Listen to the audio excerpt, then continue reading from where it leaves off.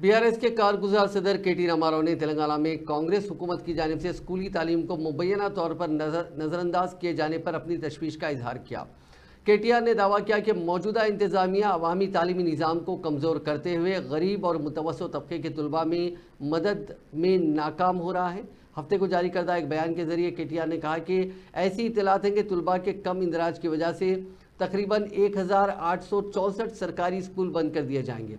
अगर ये इत्तलात सही है तो ये इंतहाई तशवीश की बात है। केटीआर ने स्कूलों को मुस्तहकम करने के बजाय उन्हें बंद करने की तजवीज़ पर हुकूमत को तनकीद का निशाना बनाया।